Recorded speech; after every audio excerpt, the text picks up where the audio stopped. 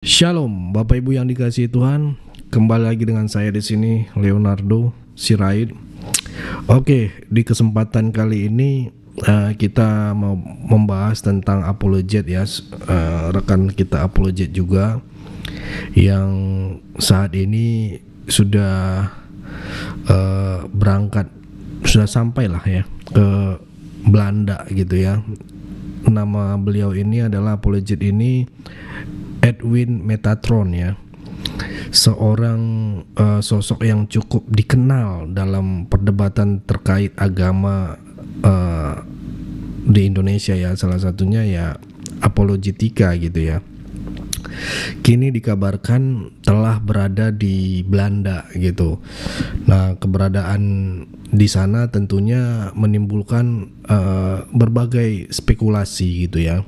Mengingat beberapa tokoh lain yang juga menghadapi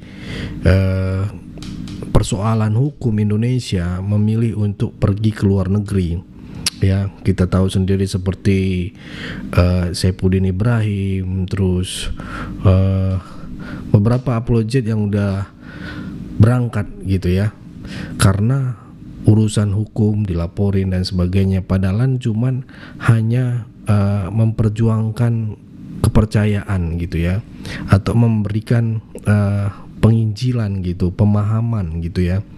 Namun bagaimana sebenarnya Erwin bisa sampai ke Belanda dan apa yang akan ia lakukan di sana? Lanjutannya memang mengerikan ya. Oke, sebentar ya.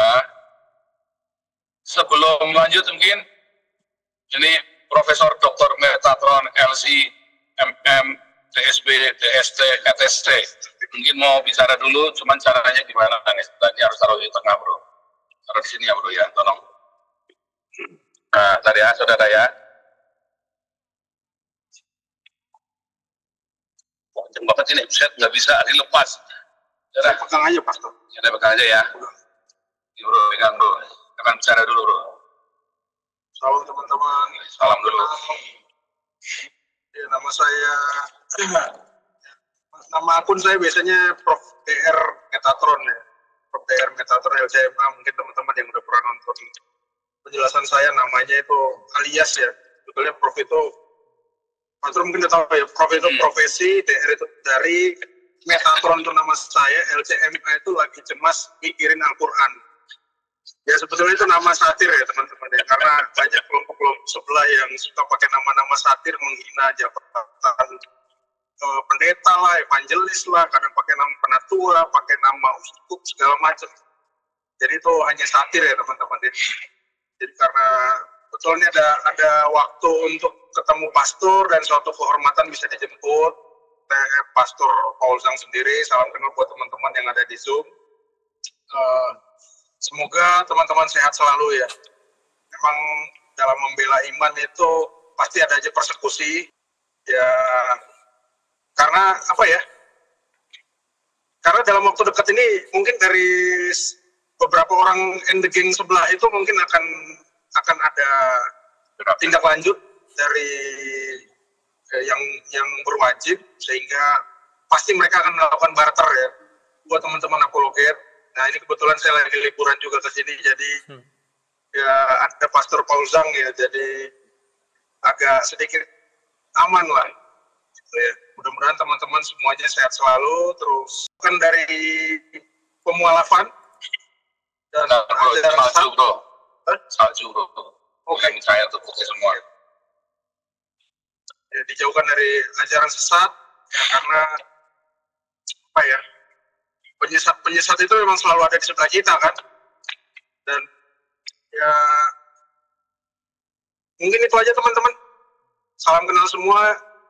Mungkin pertama kali ini saya gabung di sini ya. Semoga Tuhan Yesus memberkati kita selalu dan keluarga. Oke. Luar biasa. Ya saudara-saudara,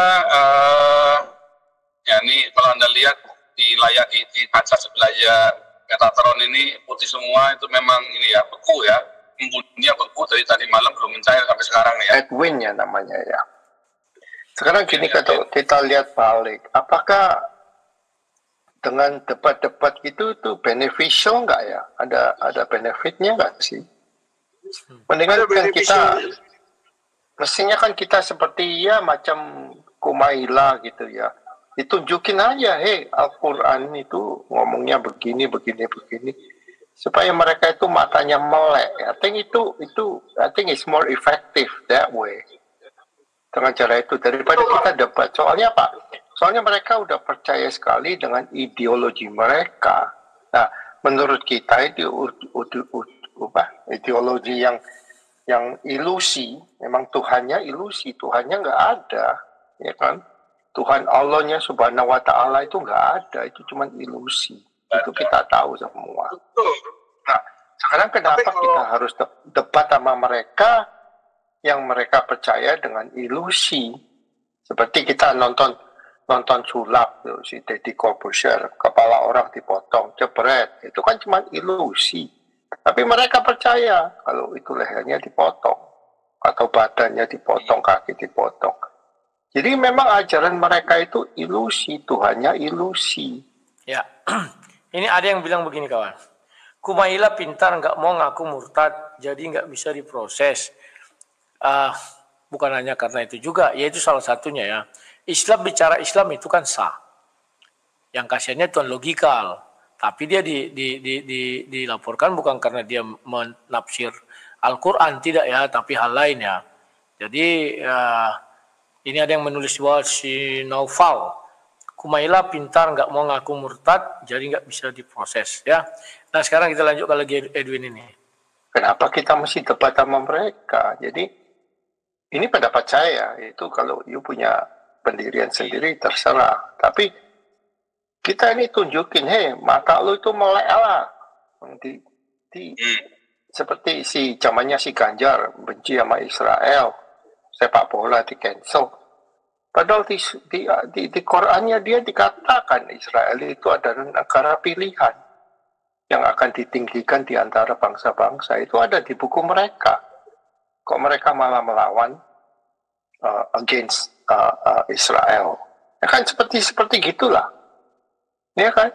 Nah, di Quran mereka juga kita bisa tunjukkan di sana dikatakan bacalah kitab Taurat dan Alkitab untuk kamu supaya kamu belajar. Di sana di buku mereka disarankan untuk baca Alkitab sama kitab Taurat. Gitu kan? Nah, itu maksud saya mendingan kita bukan debat sih ya, kita cuma memaparkan ajaran-ajaran mereka sendiri yang mereka nggak ngerti. Daripada debat-debat orang macam Doditan ya, aduh nggak ada kelasnya deh. Ya, betul. Doditan itu tidak ada kelasnya, tetapi dia menciptakan kelas sendiri, yakni kelas jarak jauh. Ya, kawan-kawan jangan lupa besok MYM lawan Egy Sujana dan Bernard Nababan ya. Kita menunggu-nunggu nih jam 10 pagi. Ini kita lanjutkan lagi ya. Saya percepat dikit namanya. Orang itu Cina geblek itu kurang makan babi itu orang. Orang macam Felix Xiao gitu. Pak Andi ini kejam juga ya. Kurang makan babi itu orang. Jadi takarannya kok makan babi ya. Ya sama apa jangan saling menghujat dong. Lari ke ras ya. Lanjut. It's useless, nggak ada gunanya. Mestinya kita mesti sumbang mereka itu babi panggang atau chasio. Udah kasih dia makan pakai nasi kan enak. Itu sekarang kan babinya halal Pak, boleh Pak? Coba. Makanya. Kalau sebetulnya kita yang di dunia medsos kita udah kita memang fokusnya nggak debat sih Pak. Kita fokusnya itu biasanya kita cuma bicara tentang Alkitab. Kita bukan akhir-akhir ini udah setahun belakangan kita udah tahu kita hanya bahas Alkitab. Sesuai dengan 1 Petrus 3 ayat 15 kan. Berilah pertanggungjawaban kepada orang bertanya tentang keimanan atau tidak siap ya. Namun dengan cara yang rendah hati. Nah, tapi dari kita berapologet itu kan kata apologet dari 1 Petrus 3 ayat 15 itu apologian. Kadang mereka masuk ke situ bertanya. Nah, karena mereka bertanya mungkin mereka belum ngerti Alkitab, terjadilah seolah-olah perdebatan. Yang kita menangkan sebetulnya silent viewers. Bukan orang yang naik ke atas bertanya, bukan. Tapi orang-orang yang nonton kadang kan itu karena pertanyaan-pertanyaan mereka aja, tapi tiba-tiba ya. Ini konsep ini sudah saya usung dari tahun 2008. Sasaran kita bukan orang yang lawan debat, bukan orang yang naik komentar. Silent viewer. Atau kalau saya bilang, penonton. Ya, subscriber bukan, lebih kepada ya subscriber atau viewers ya. Nah, jadi kawan-kawan, di dalam sebuah perdebatan jangan pernah kalian membuat target kalian lawan debat kalian. Kenapa? Hatinya membatu seperti hatimu membatu. Lah saya bicara batu nanti ada yang tersinggung. Saya mengatakan hatinya membatu artinya mengeras. Mau pakai apapun kau palu dia tetap tuing mantal tuing. Tapi jadikanlah penonton silent viewers ini katakan itu yang mau menjadi sasaran semua pendebat. Tujuannya adalah kalau kita berdebat orang menonton pasti banyak. Kalau kita khotbah, saya sudah coba itu. Saya pengajaran. Yang menonton paling 2.000. Puji Tuhan masih ada. Kalau yang lain 100, 200. Bom-bom aja 300 udah pagi sampai pagi dia itu live ya. Tapi sasaran dia itu adalah penonton ya di luar daripada yang aktif di situ ada 10 orang. Di luar itu kan ratusan bahkan ribuan ya. Nah, maka dari itu kawan, pahamilah jangan ketika orang berdebat kalian anggap enteng dan remeh. Mana ada faedahnya, siapa bilang nggak ada. Cuman kami pendebat ini tidak mau mengekspos. Kalau semuanya diekspos berbahaya kawan. Berbahaya bukan pada kami tapi pada orang yang kita ekspos itu. Kan kalian lihat orang itu ada yang didatangi bahkan ditarik kembali atau ini itu segala macam. Ya. Sekarang kita lihat Edwin ini lagi sudah bebas merdeka dia kawannya. Ini baru mungkin hari kedua dia di Belanda. Saya khawatirnya nanti hari seminggu lagi nih, wah ngeri kawan. Lihatlah. Viewernya naik. Itu pasti ada nilai yang bisa dipetik kalau viewernya rame kan. Jadi kita fokuskan ke situ. Dan memang kalau berdebat itu adalah ajaran Islam bukan ajaran Kristen. Karena di Al-Quran mereka An-Nahl 125 itu diperintahkan untuk berdebat dengan Alkitab. Kita nggak ada. Kita disuruh untuk berapologet. Jadi fokusnya kita memang kita pengajaran teman-teman apologet ya. Siapapun yang Kristen biasanya kita pengajaran. Cuma kadang ada yang mereka nanya, biasanya jawaban kita mirroring gitu kan. Misalnya kenapa kamu nyembah manusia? Kenapa ibadah hari Minggu? Gitu kan. Kadang kan itu banyak orang-orang Kristen kita nggak pernah tahu jawabannya gimana dan cara menjawabnya gimana. Seolah-olah kalau kita nggak jawab itu jadi dipojokin ya. Kita mesti mirroring mereka. Nah bagi yang paham ya itu mungkin salah satu celah buat mereka jadi percaya kepada iman Kristen. Tapi kalau enggak ya memang itulah mereka memang layak jadi Islam gitu, dalam kesesatan.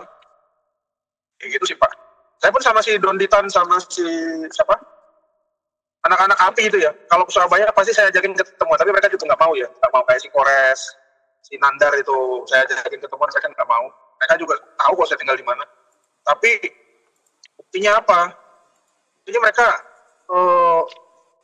cuma menang kalau lihat dalam diskusi ya Pak ya. Cuma menang suara pakai soundcard. Kami nggak ada, kami ngejarnya narasi, bukan suaranya. Itu di dunia apologetika kita jadi tahu kenapa. Contohnya jilbab. Bapak pernah tahu nggak kenapa mereka disuruh pakai jilbab?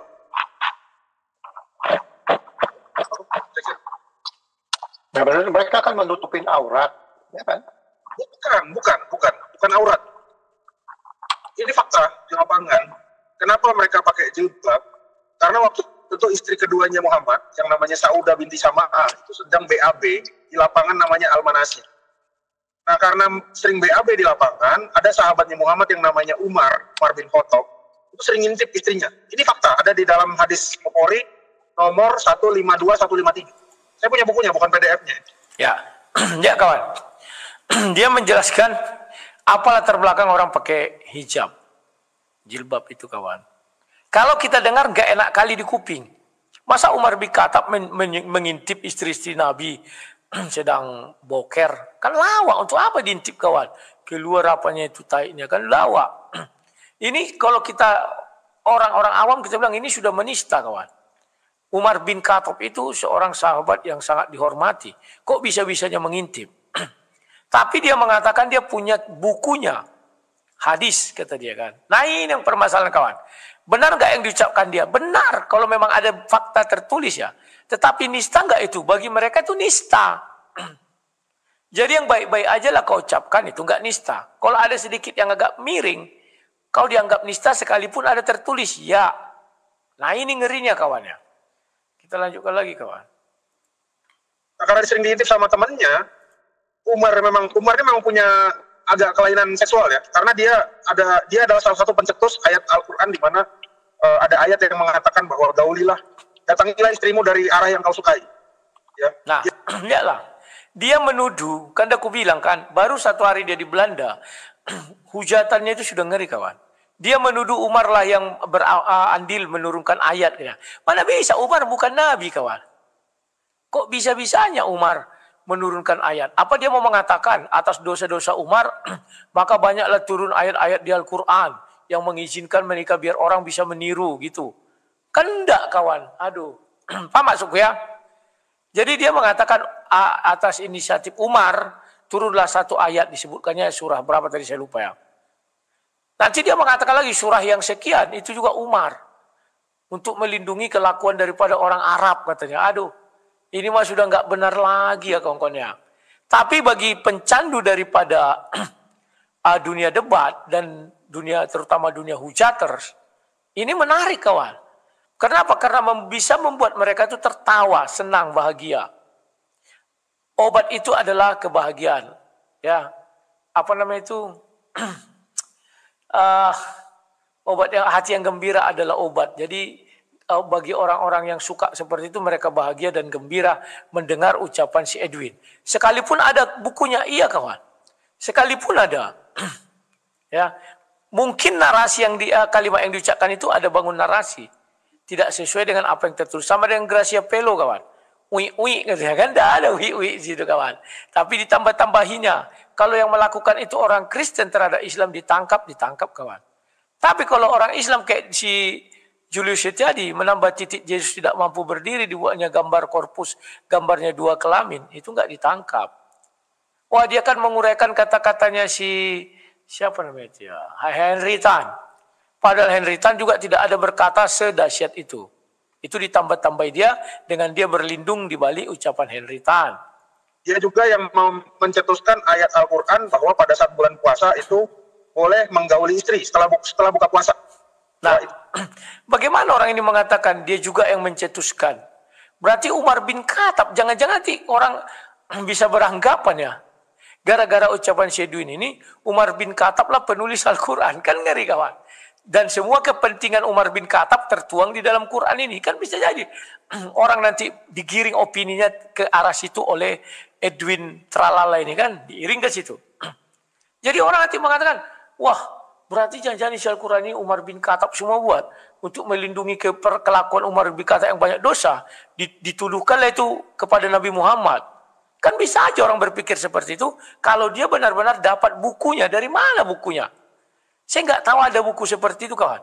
Selama pengalaman saya berdebat, saya belum pernah membaca buku apa yang dibaca Pak Edwin ini ya. Ini kalau bagi saya sih ini jadi luar biasa penghujatannya. Tapi bagi orang Islam sama dengan saya mungkin penghujatan. Karena mereka juga tidak pernah membaca buku ini. Tapi bagi orang-orang dunia debat, terutama oten-oten, wah ini mantap. Wah kan gini kawan. Ini mantap. Sehingga ada dibukakan satu fakta, Umar bin Khattab ini turut andil dalam penulisan Al-Quran. Kan begitu jadinya. Karena atas jasa dia kan, pengaruh dia. Kita dengar lagi. Itu dalilnya Al-Baqarah 187. Nah, karena Umar ini suka mengintip istrinya Muhammad yang namanya Saudah, maka dia minta kepada Muhammad agar Saudah ini menutupi badannya, bukan kepalanya. Jalababin itu badannya. Jilbab itu badan, bukan kepala. Jadi nggak ada ayat nutupi kepala. Jadi minta agar tutupin, ya karena kan BAB itu buka pinggang ke bawah dibuka kan. Ini sangat nggak enak ya kawan ya. Bicara BAB, bicara buka pinggang ke bawah, bicara intip-mengintip. Narasi yang dibangunnya ini loh. Saya nggak tahu ada narasi seperti itu. Dari mana sumbernya? Sehingga narasi seperti itu ada. Ya. Lanjut. Dan waktu itu nggak turun ayat. Akhirnya Umar itu ngeget si Saudah lagi. Saudah ngadu ke Muhammad. Baru ayat itu turun. Jadi kalau kita lihat konteksnya kenapa muslimah pakai hijab itu bukan karena menutupi aurat. Tapi konteksnya untuk menutupi badan waktu BAB. Makanya turun surat Al-Azab ayat 53. Itu ayatnya. Ya, jilbab itu ayatnya. Sementara kalau di Kristen 1 Korintus 11 ayat 6 itu konteksnya adalah semua orang Kristen saat bergereja semua orang wanita Kristen saat bergereja itu harus menutupi tudung kepalanya sebagai apa? Sebagai bukti bahwa tanda kehormatan. Makanya dikatakan di Korintus itu kalau kamu nggak mau menutupi rambutmu, maka lebih baik dicukur aja. Cuma cewek kan nggak boleh mencukur rambut gitu, jadi nggak ada pilihan. Dan di ayat 16-nya ditulis, dan kami semua jemaat Kristus tidak biasa melakukannya. Artinya semua gereja pada zaman itu menutupi semua cewek-cewek atau wanita perempuan dalam gereja itu menutupi rambut. Sementara Islam menutupi rambut itu bukan karena aurat, karena buang air besar. Kalau nggak ada dialog seperti ini kan kita nggak tahu, Pak. Kita ngeliat orang-orang Islam cuma pakai hijab tuh gara-gara menutupi aurat, menutupi ini gitu. Sebetulnya yang menutupi aurat atau tanda kehormatan ya 1 Korintus 11 ayat 6 itu. Bukan yang surat Al-Ahzab ayat 53 itu. Gitu. Jadi semua konteksnya kebalik kalau di sebelah itu. Makanya itu ya kan. Gitu. Apa namanya? Ya sekarang yang lebih seru lagi kan yang jilbab tuh yang lebih senang ngeliat jilbab lah daripada jilbab. Ya kan? Nah, apa namanya? Saya mau ngomong apa hilang. Kalau jilbab, tahu kalian jilbab? Itu istilah untuk orang yang pakai kerudung juga, tapi ngepres gitu. Terutama pada perempuan, itu kan banyak ya. Kalau kalian googling, ketikkan aja jilbab muncul itu ya. Jadi maaf ya, dadanya besar, dibuat ngepres bajunya itu, tapi pakai kerudung. Itu jilbab, istilah anak-anak apalah, tidak tahu aku entah anak apa ya. Nah, jadi kawan-kawan ini masih hari kedua dia di Belanda, sudah seperti ini. Dapat kalian bayangkan nanti hari-hari berikutnya, bagaimana lagi ya kawan-kawan ya. Maka dari itu, saya katakan memang kalau di Indonesia semuanya masih bisa dikontrol, sekarang sudah di luar negeri bagaimana cara ngontrolnya, kita pun tidak tahu ya. Dan pada ujungnya nanti kawan, yang terjadi adalah hanya caci maki lagi meningkat dan berlanjut ya. Nah sekarang dia tinggal di mana saya nggak tahu, sepertinya tinggal dia di rumahnya Paul Zong ya. Kenapa? Ini mereka sudah di rumahnya Paul Zong. Sekarang kita lihat mereka di rumah Paul Zong ya. Mungkin kamu sering kali ya, kadang-kadang dengerin orang tua ngomong kan capek juga ya bro, cuma didengerin aja. Iya, karena dia ngomong itu pokoknya cuma pengen ngomong pengen ngelepasin gitu loh bro. Iya itu dah. Itu sering sakit karena biasanya nyimpan sesuatu, makanya suruh diiklasin aja, kasihan dikit sakit. Kalau mami saya juga kayak gitu dulu, sakit-sakitan, begitu saya suruh ikhlasin nggak pernah sakit. Iya, maaf. Sumpah juga. Ya, mungkin udah kelamaan di Surabaya kali ya. Saya dulu masuk Surabaya rasanya kayak masuk tempat sampah bro. Tapi itu terakhir saya ke Surabaya itu tahun 2017 saya terakhir khotbah di Surabaya. Rasanya kok lebih bersih, lebih hijau gitu loh, lebih adem. Bukannya Bandung Pak Paul sama Bandung Bogor yang lebih bersih, lebih hijau? Bandung sekarang kotor bu.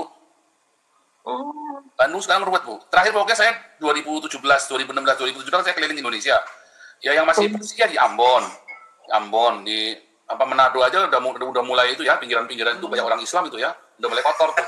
Saya ke Ternate itu tempatnya bagus, tapi kotor sekali, sampah di mana-mana, lautnya itu sampah semua tuh di Ternate.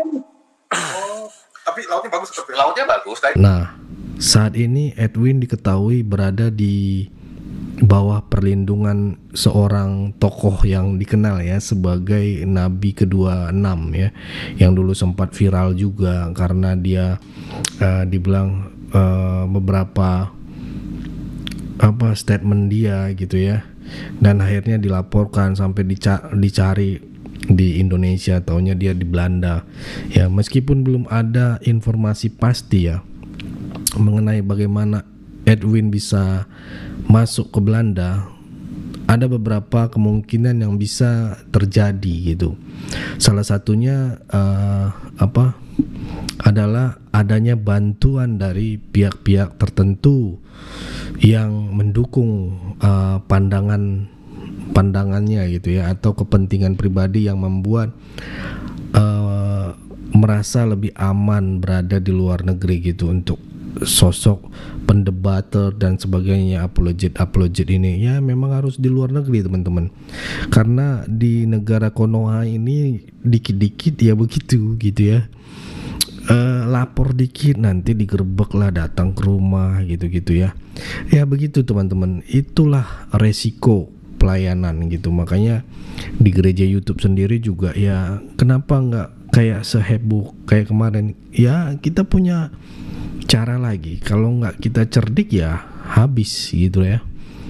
ininya urusannya, karena berat teman-teman. Teman-teman belum ngerasain kan gitu seperti apa gitu dinginnya penjara gitu kan. Kayak Yusuf Manobulu ditangkap, pendeta itu, sosok pendeta, dan sekarang udah ke Australia. Beliau begitu keluar dari penjara. Ya begitu ya teman-teman, kita sedikit sharing gitu.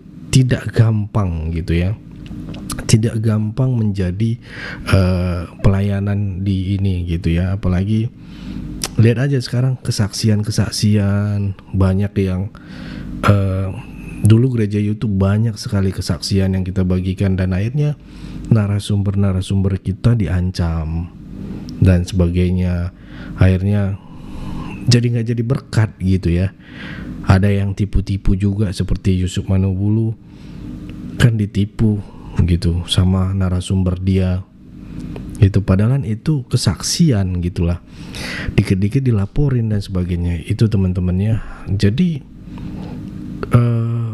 berat nggak di sini? Ya berat. Ya kita sama-sama mikul salib gitu ya.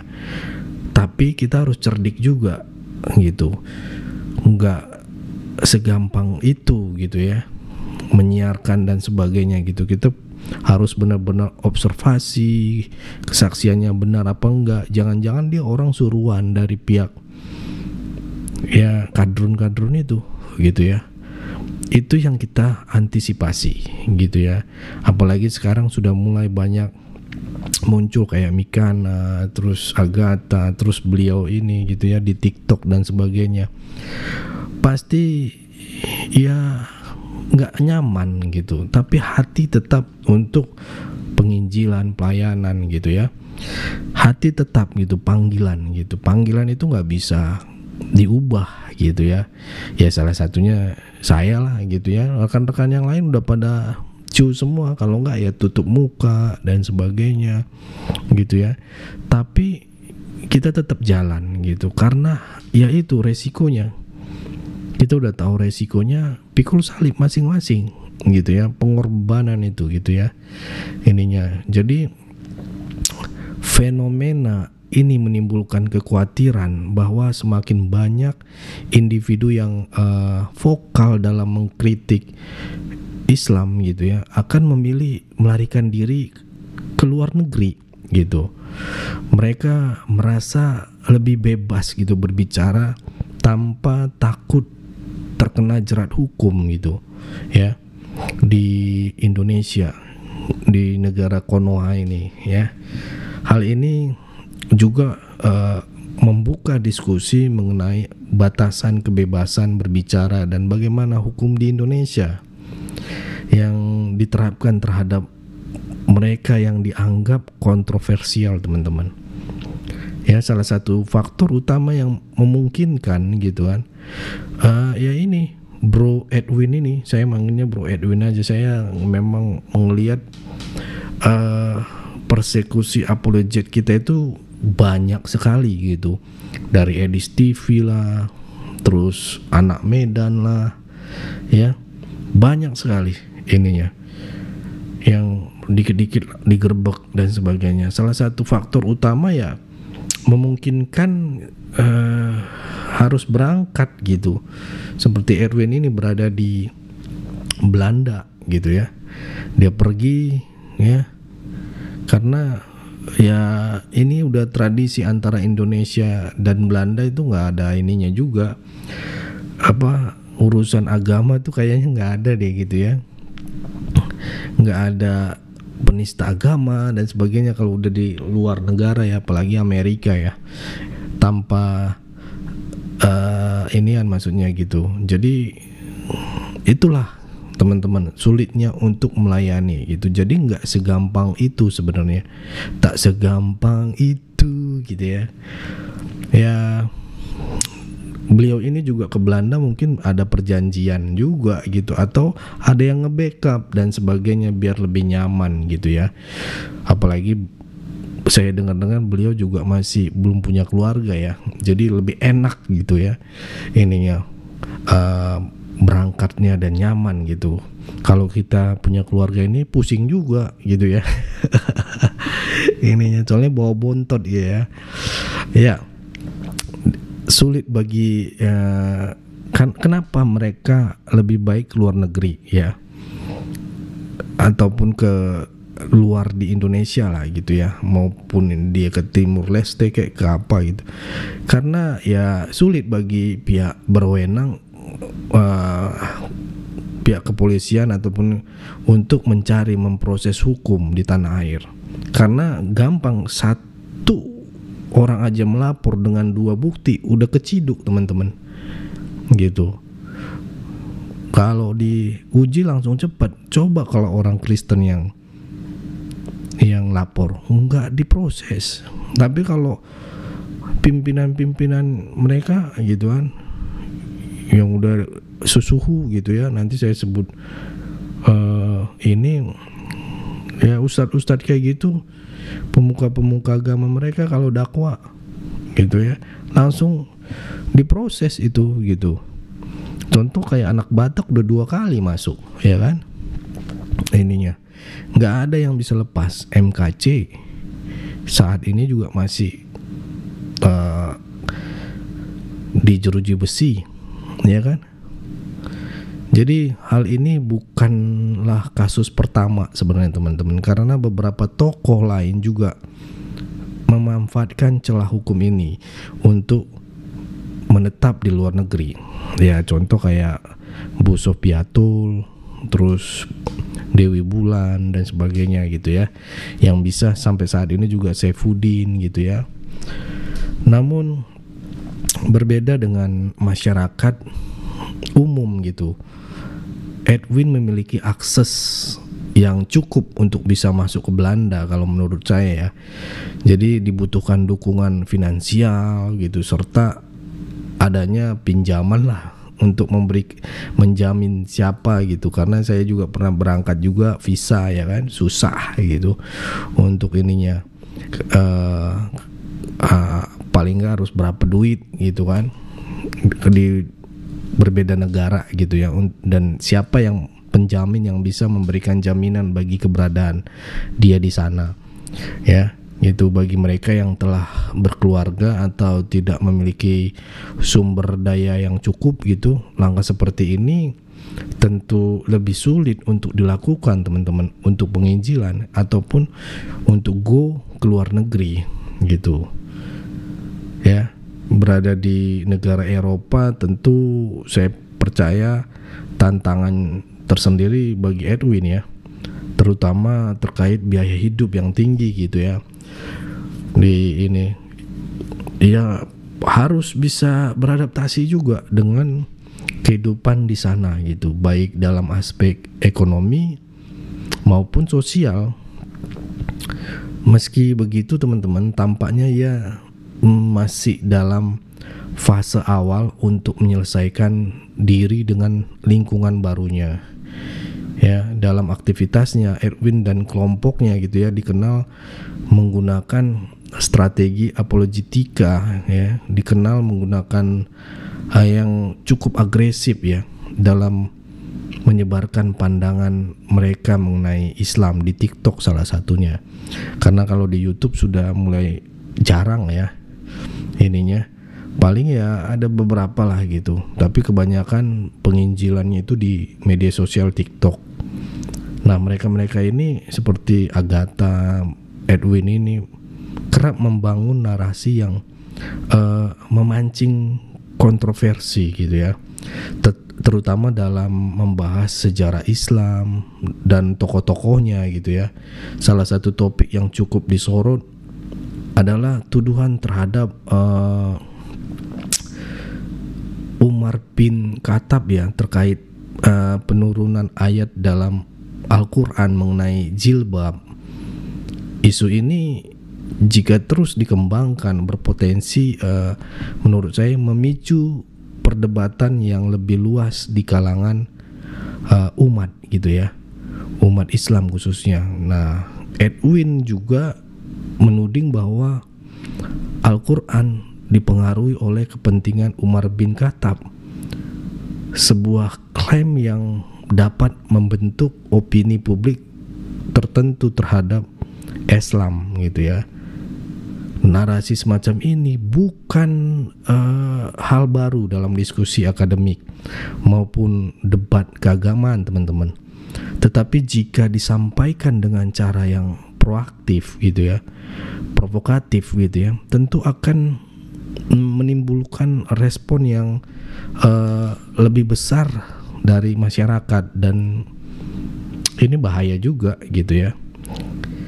Saat ini kita lihat Edwin diketahui tinggal di rumah Nabi ke-26 ya, yaitu si ini ya Paul Jang ya, pendeta pastor Paul Jang di Belanda, dan tetap aktif dalam menyebarkan pandangannya gitu kan. Kita lihat sendiri Paul Jang masih tetap on gitu ya, tapi dia nyaman gitu, nggak ada susah-susahnya gitu ya, karena intimidasi itu tidak ada lagi gitu ya. Ini tinggal bebas saja menyiarkan gitu kan penginjilan dia gitu ya. Jadi keberadaannya di luar negeri tidak menghentikannya dari melakukan kritik dan perdebatan yang sebelumnya ia lakukan di Indonesia. Dengan kondisi ini ya, banyak yang bertanya-tanya apakah Edwin akan tetap berada di Belanda dalam jangka waktu lama atau memiliki rencana lain di masa depan. Nah, ini kesimpulannya. Kalau menurut saya, teman-teman, ya lebih baik di sana lah. Di sana lebih nyaman, lebih ini gitu. Kalau bisa, kalau dia punya keluarga ya udah gitu. Karena kalau hati dibilang untuk melayani, mau ditolak seberapapun tetap jalan gitu. Selesai dengan kasus ini. Contoh kayak anak Batak, dia udah di penjara setahun, ya kan? Tapi tetap juga online. Karena panggilan gitu, nggak main-main dengan panggilan itu, teman-teman ya. Jadi kepergian Erwin Megatron ini ke Belanda semakin memperjelas ya tren beberapa tokoh yang menghadapi masalah hukum di Indonesia memilih menetap di luar negeri tanpa perjanjian ekstradisi gitu ya. Ya, pemerintah Indonesia memiliki keterbatasan gitu dalam membawa mereka kembali kalau mereka kenapa-napa gitu ya, karena nggak ada anggaran juga untuk cari gitu. Kayak Paul Jang sampai sekarang nggak ketemu, Saifuddin Ibrahim sampai sekarang nggak pulang, masih tetap di sono ya kan. Jadi ya kalau mau nggak frontal juga ya lebih baik di luar gitu, karena apapun itu pasti akan menjadi masalah ya untuk apologet Kristen yang ya pasti cari tahu lah kesalahan gitu. Kalau mau tetap ya hati-hati juga. Kadang beranggapan kalau penginjilan seperti ini, teman-teman, udah seperti apa ya, kaki satu tuh udah masuk penjara, satu lagi di luar penjara gitu ya. Jadi harus ikhlas gitu, harus berani gitu. Dan ya saya rasa kalau ditanya, Bang, Edwin Metatron udah sampai di Belanda, ya puji Tuhan gitu.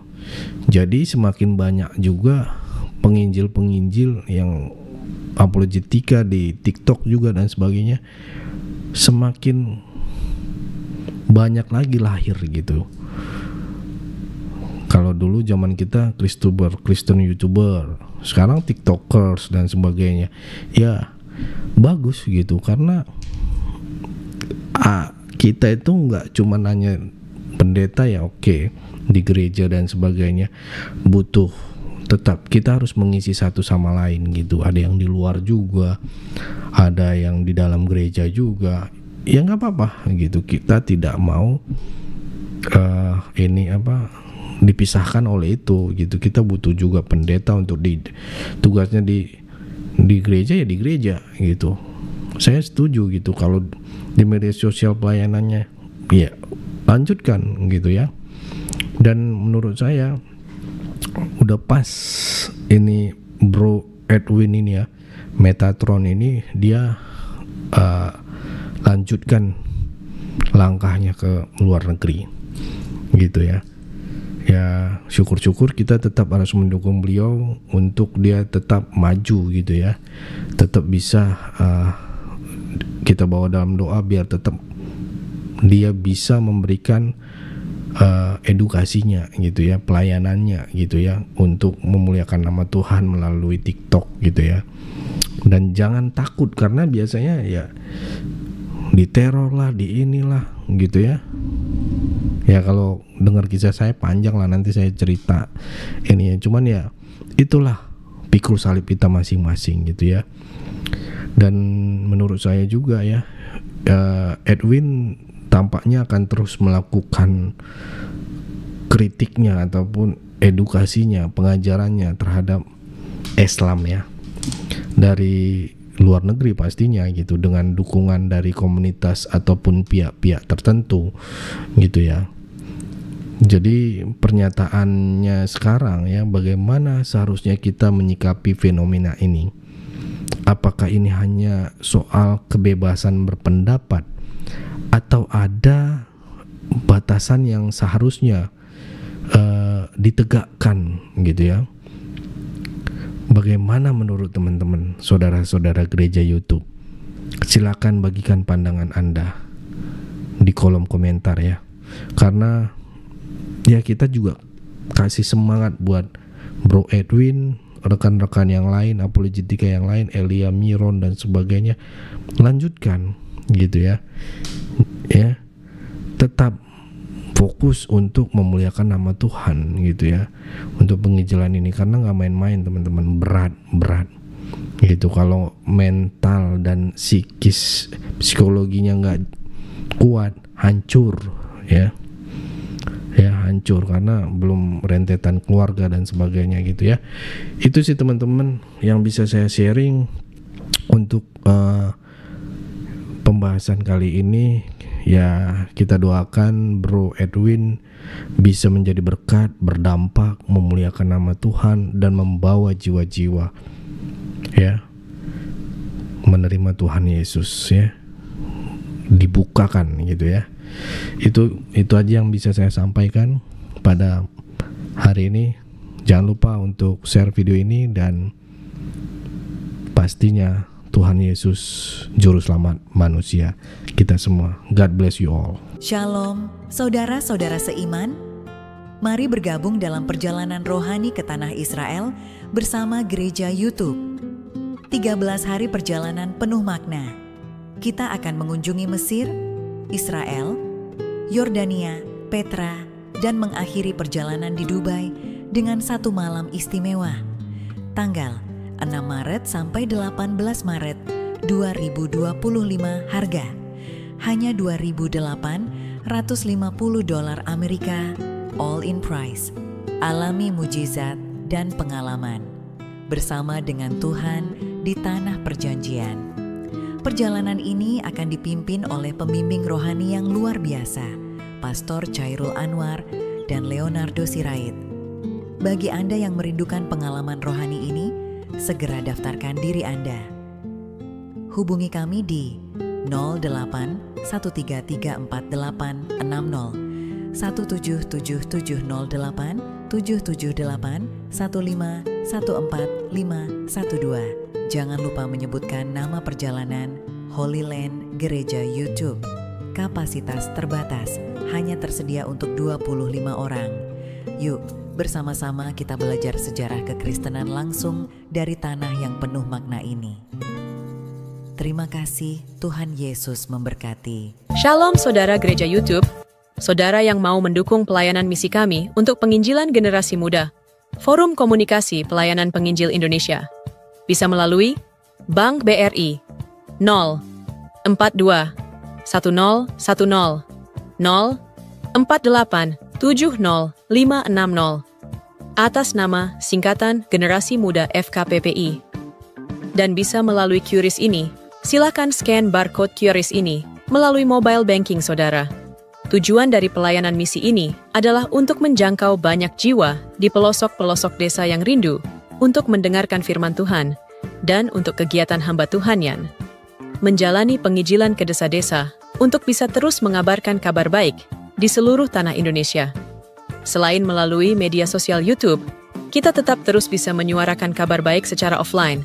Boleh melalui rekening ini dan bisa melalui Kris Mobile Banking ini. Dengan cara scan barcode Kris ini di mobile banking saudara Sabahat Gereja YouTube.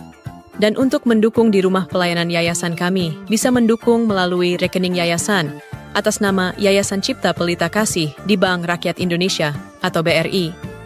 Dan bisa melalui QRIS ini, silakan scan barcode QRIS ini melalui mobile banking saudara. Dukung pelayanan kami di semua sektor. Dengan ini sebagaimana untuk membiayai tempat tinggal yayasan, listrik, air, dan juga peralatan pengajaran pendalaman Alkitab dan Murtadin. Seberapapun itu sangat berguna bagi pelayanan gereja YouTube, biarlah terus kita hidup dan berdampak menyuarakan dan memuliakan nama Tuhan Yesus, dan pastinya malaikat sorga bersorak-sorai karena banyak yang mengaku bahwa Yesus adalah Juru Selamat. Terima kasih Tuhan Yesus, memberkati saudara, gereja YouTube semua.